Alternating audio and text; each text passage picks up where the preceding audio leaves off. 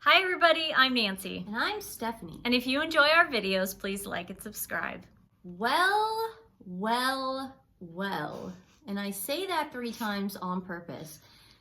I just got new information. I didn't know there were 3 separate versions of Meghan Markle's miscarriage story. I thought there were only 2. The op-ed she did for the New York Times, where she was trying to get attention, and then the Netflix That she plagiarized. And then the Netflix documentary. Well, there's a 3rd one.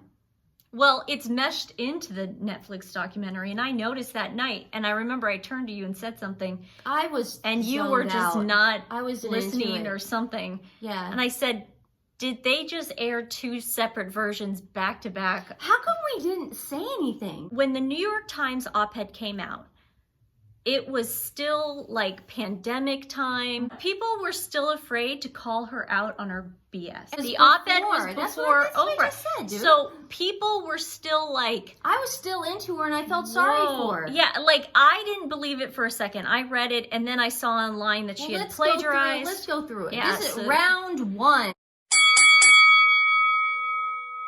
So this is from the New York Times op-ed that this is pre-Oprah. So I felt sorry for her. She said, after changing Archie's diaper, she's in the nursery. She said, I felt a sharp cramp. I dropped to the floor with him in my arms, humming a lullaby to keep us both calm. The cheerful tune, a stark contrast to my sense that something was not right. Okay. I'm not laughing at that. Having a miscarriage is obviously very traumatic for women, and that's nothing to joke around about. But here's the thing.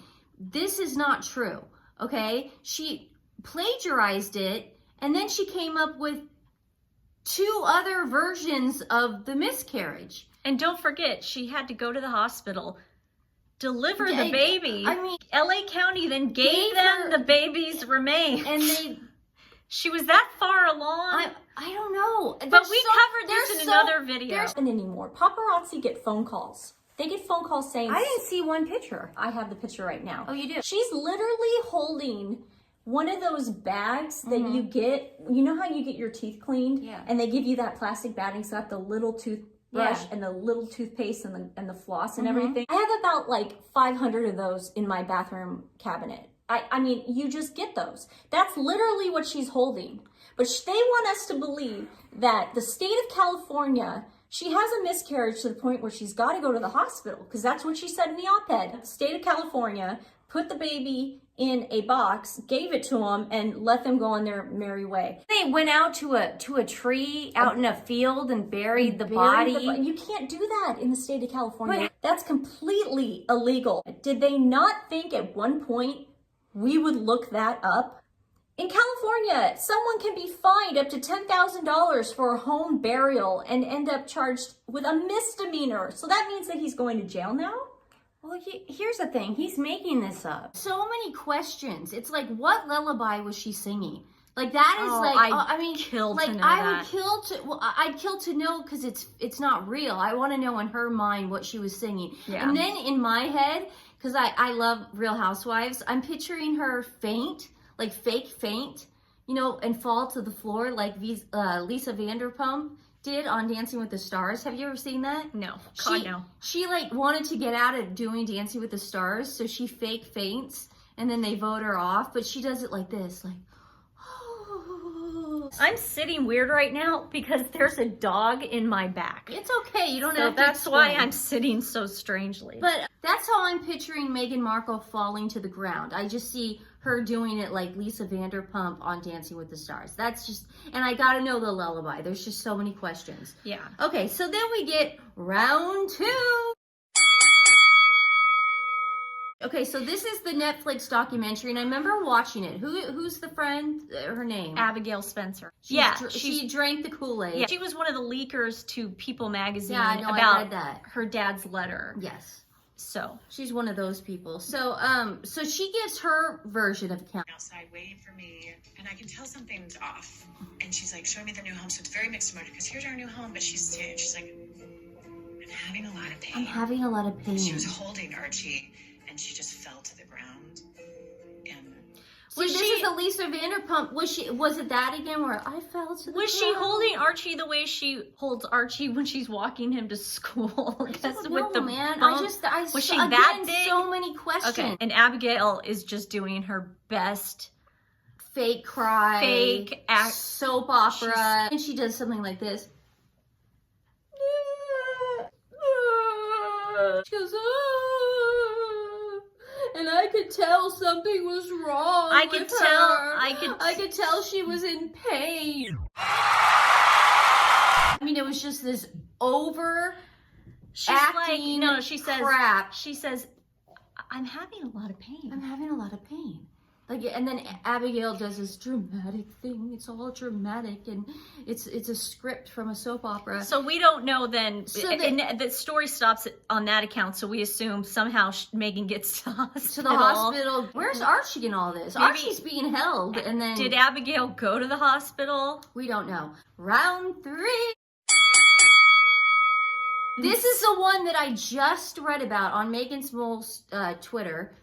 I read about this last night, and she wakes up. Harry and Harry's doing this. Harry's he's just like, he looks like he's so out of it. Because I lived in LA and I know the difference between somebody whacked out of their mind, anti-anxiety medication. Yeah, man, he was whacked and painkillers out of his mind. I've seen it. So she said, that's not crying. So he's watching her lie, and it's just hysterical. And she goes, I was pregnant, and I wasn't really sleeping, and this was the media's fault. Yeah, this is crazy. Harry's expression on his face the entire time she's lying is like when she's doing the curtsy, he just has he wants to kill her. He wants to kill her and then kill himself. He looks like, you ruined my life, but I'm stuck, and I'm on enough Xanax and alcohol right now to keep me from losing it. He's contemplating every life decision he's ever made. His life's flashing before his eyes. In this one moment. So which one was it? Well, okay, we've got 3. We've got the diaper story, and by the way, if you're changing your baby's diaper, isn't the baby? I'm not a mother, and I'm not an expert on children, but I don't think you're holding a baby when you're changing the diaper. I think the baby is laying flat on a changing table. Am I wrong on this? Her story is very opaque. But am I wrong? No, I mean, that's how you do it. You have to lay flat, right? Yeah, there's a changing table, and there's a whole rigmarole. Okay. Second one was she was showing Abigail. She was showing her the new home. She was showing her yacht girlfriend, Abigail. the new home, and then Meghan said, I'm just having a lot of pain, and she miscarried. And then the third story was, I miscarried when we woke up for the first time in our new home. So these are the 3 stories. And I just read about this last night, so this is all new information. Now, she might have tried to mesh those 2 stories together by saying she woke up in the new home, Abigail was there for some reason, she had to go change the diaper. Meghan spins a tale like reminiscent to O.J. Simpson murders, where it goes from Bundy back to Rockingham Avenue. Back to his house. And then to the somehow airport. the bloody knife. Wait, don't they stop at McDonald's? They stop at McDonald's. Or something, Taco Bell. Then he gets on a plane. To the airport. This was before 9/11, so he was able to take a knife, throws it in the Chicago River. Right. Comes back and acts like nothing happened. Like, that's Meghan's story. O.J. Simpson's story makes more sense at this point than Meghan's miscarriage. Than Meghan Markle's miscarriage. Yeah, I agree with you on that one. When she first wrote the op-ed, it was still like, we couldn't come out and say, this is BS. Like, I couldn't. I still liked her. Back then, I could not come out and go, this is total BS. Like, I definitely didn't have the chutzpah to do it on Twitter. Yeah. I would have never had the chutzpah to do it. But now it's like, it's so obvious. Yeah. And then we find out she plagiarized the first one. I mean, it's really a little murder mystery. You got a body In a box. in a box. They bury it. But not on their property. It's out somewhere else. You've got, So it's kind of like going out and throwing them. I just can't today. I just don't have it in me. She's such a liar. Yeah, we're gonna do the episode tomorrow because I am obsessed with this. If you guys saw the royal grift, there's this dude named John Fitzpatrick. He went on a podcast before all the S hit the fan. Mm-hmm. This dude basically confirmed that she's a freaking yacht girl. Yeah. Oh yeah. Royal grift had to leave it open for interpretation. But as someone who met men like that in my lifetime, men don't invite women like Meghan to the White House to be their date. Yeah. To meet the president and then just go, we're just really good friends. And he's like in his 60s. Yeah. There's just, guys, that doesn't exist. But here's the thing. There's nothing wrong with that. Nothing wrong. I have no problem with it. It's just the line that's driving me absolutely insane and bonkers. Stephanie's getting it all at once, and I feel bad for her. Yeah, because it's she's just like sensory overload. Yeah. So we're gonna do how John Fitzpatrick confirmed it 100%, allegedly, in my opinion. Stephanie need to get it off her chest. That I had to get it out of my mouth. As you can hear, the dogs are barking. They know it's time for the dog rescue. Okay, what's the dog rescue? There's Lewis. There's Lewis. There's Lady. Okay, we hear you. We hear you. We understand you. You exist. You have them go to your bed. My friend Isa has a really awesome rescue called Stacy Hope Rescue, and she is always she's always on Twitter and Facebook trying to get. She's always on Facebook and Twitter trying.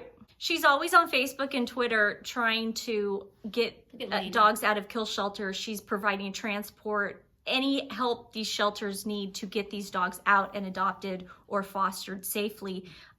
So Stacy Hope Rescue is her nonprofit. I'm going to put the website in the description below like I always do. If you don't have a couple bucks to give, just share the link. It really does help. I'm not kidding, putting it out there. So again, it's Stacy Hope Rescue. She is wonderful. She does a lot. Adopt a dog. And we will be back with our episode on John Fitzpatrick spilling the beans. It's not going to change. We're doing this. Okay. Okay, guys. I don't know anything about it. We hope you have a really good day.